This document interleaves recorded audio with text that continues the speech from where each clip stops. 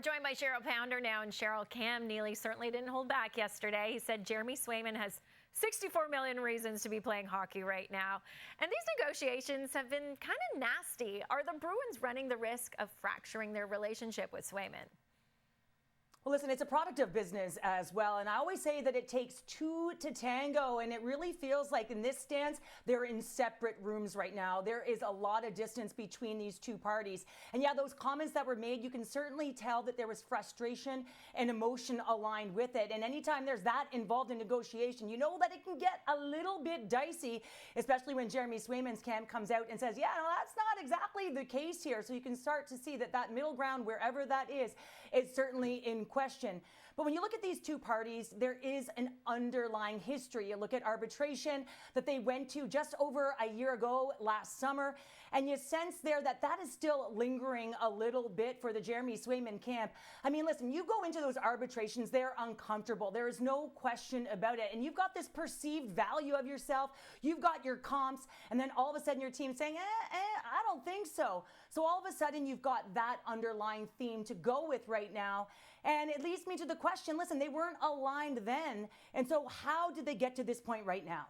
I mean, Linus Ullmark, as well as Jeremy Swayman, you look at that tandem and you say, we have got one of, if not the best in the league. And right now they're staring down the barrel without a 1A. So something absolutely has to happen. But how did they get here, Sarah? How? You know, I don't know, Cheryl, and you got to wonder when they are going to come to an agreement. But the $8 million per that Neely mentioned would make Swayman the sixth highest paid goalie in the league, but it's also $2.5 million less than the highest paid goalie, Carey Price, who signed that deal in 2017. So, Cheryl, what do you think is a fair number? Well, it's really difficult when Jeremy Swayman has all of the leverage right now, right? They traded Linus Ullmark, their Vezina Trophy winning goaltender, away prior to getting him signed. So now all of a sudden he's got that leverage. But when I'm looking at him, I'm saying 8x8 is fair. You know, I'm not going higher than 8.5. I mean, you start to look at the comparables in the league, and you mentioned the guys that are ahead of him. And I'll just go to someone like Connor Hellebuck.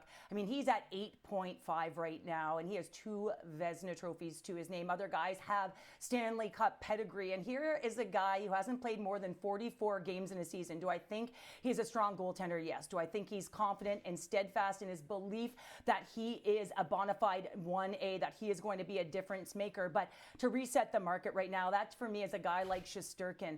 So you look at those comps, you look at the numbers, you look about the pedigree as well as the body of work, 132 total games played. I think that 8.5 marker is my ceiling. You make a great point. And the only NHL goalie on the Bruins roster under contract right now is Joonas Korpisalo, who finished last season ranked 44th in goals against average and 45th in save percentage.